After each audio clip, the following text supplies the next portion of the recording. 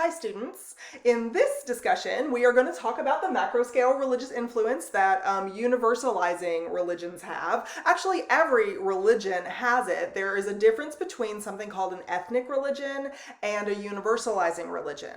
And think back to our chapter on culture, where we learned about the difference between popular or modern culture and folk culture or local culture. So that's the difference here between a universalizing religion, which is found all over the world, and one of the goals of that religion is to spread all over the world, and a folk religion or ethnic religion, which is specific to a much smaller population, usually homogenous populations with very much in common with each other, more than just the belief system, but they're not very diverse societies. They're usually isolated societies, or if they're not isolated, they're very they keep to themselves a lot, so that they don't have outside influences and really aren't interested in converting you to their belief system like a universalizing religion is. Universalizing religions are very interested in converting you to that belief system. They want to spread throughout the world.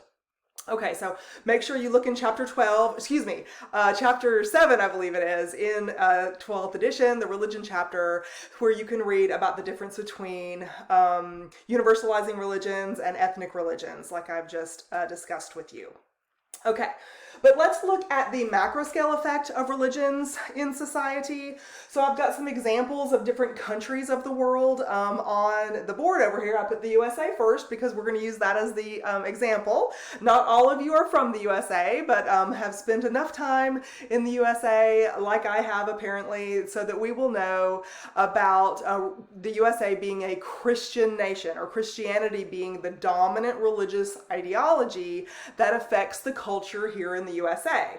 So remember, in a previous lecture, we talked about how religion is a set of practices and beliefs and behaviors, but those practices, beliefs, behaviors, customs, traditions that go along with religion shape the culture where it is. So everyday behaviors and practices come out of the religious belief system and just become a part of like everyday life. So, in the USA, Christianity is the dominant religion. In India, Hindu is the dominant religion. In Saudi Arabia, Islam is the dominant religion. And in Israel, Jewish is the dominant religion, or Judaism is the dominant religion. Jewish being an adjective for that religion. Okay, so in the USA, as I said, we're a Christian nation. So that does not mean at all that all of us practice Christianity.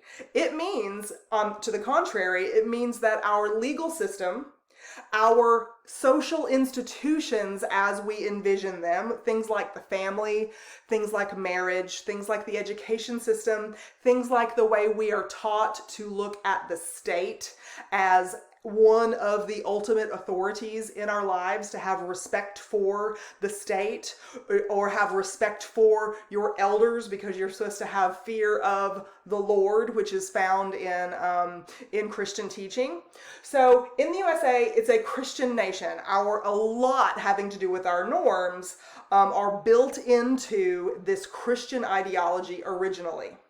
For instance, if you wake up on a Sunday morning and you figure out that the past Friday your driver's license expired because last Friday was your birthday, and you have an invalid driver's license and you need to get to the DMV right away, obeying all of the traffic laws on the way so you don't get caught, go to the DMV immediately and get your driver's license.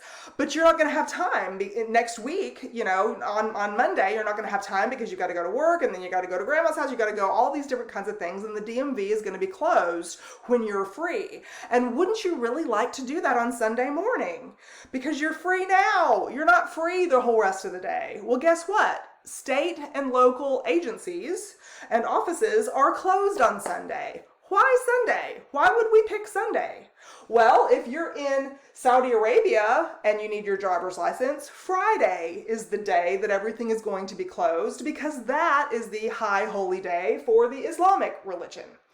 In Israel, Saturday is the Sabbath, and you must not do any kind of servile work or anything having to do with technical things like renewing your driver's license on a Saturday. I'm not sure really what holy day occurs in India. I know that in Thailand, Wednesday is a holy day, or at least I believe that I'm correct about that in Buddhism.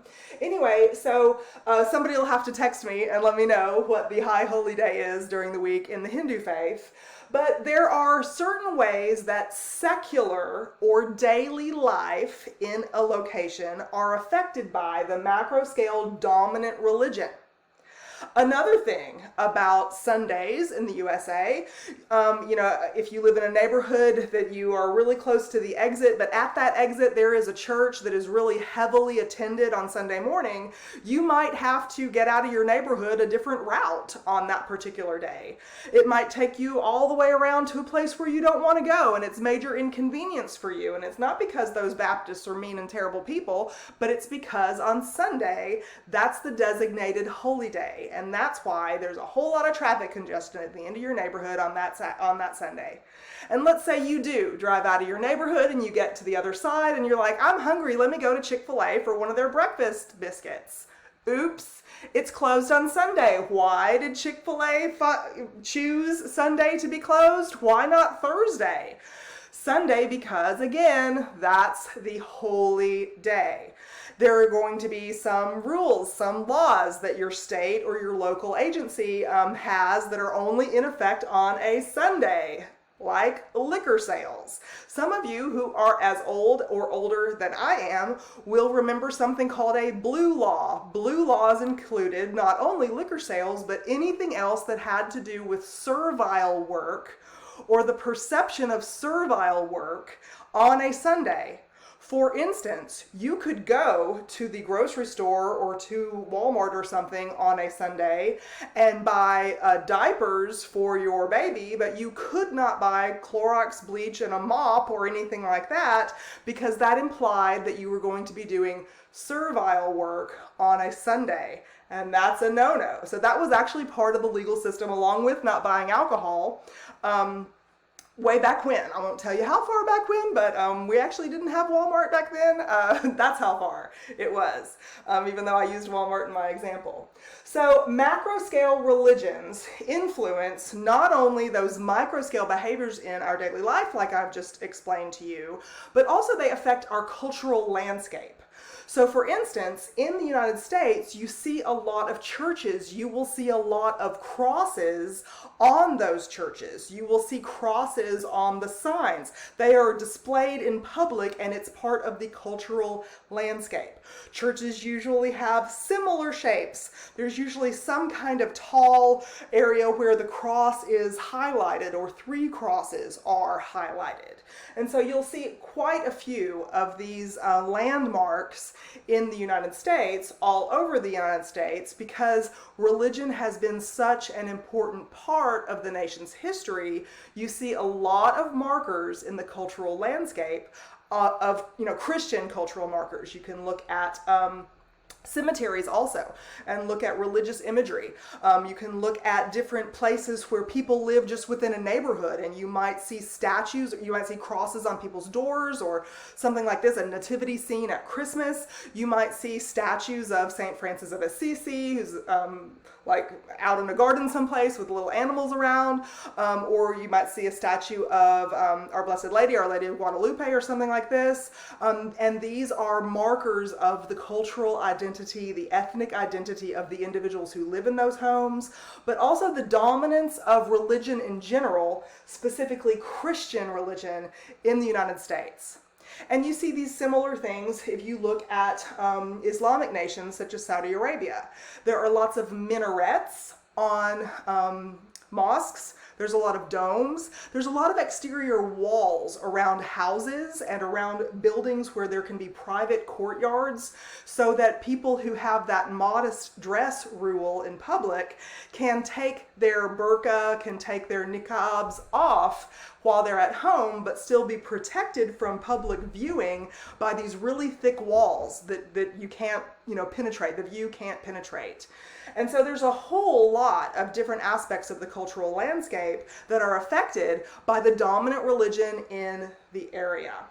So there's several different sections in this chapter that go over these different types of religions for you. So please take some time to read that. And I've also got a couple of videos that I didn't make, so you get a break from Mrs. T, but I've got a couple of videos for you to watch.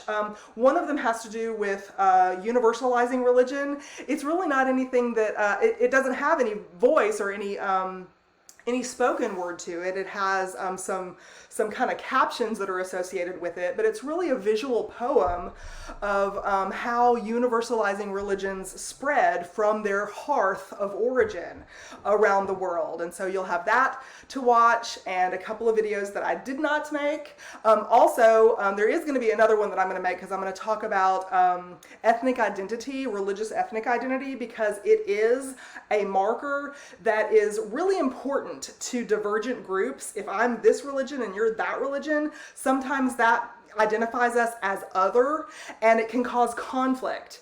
And so that we even have political issues around the world, things like a dominant cultural group targeting a subordinate cultural group based on their religious belief. It's happening right now actually in China. The Han Chinese, who are the dominant cultural group in China, are targeting the Uyghur group, which is a Muslim minority group in China. So I'll have a couple of articles for you to read about that, and there's probably many other examples that you can think of in history where a religious group has been targeted for extermination. We call it genocide, based on that religious belief system.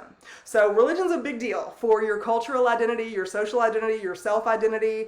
It is very important for shaping our culture in general, in our minds, and in our physical landscapes. So we will be talking about this some more. See you soon.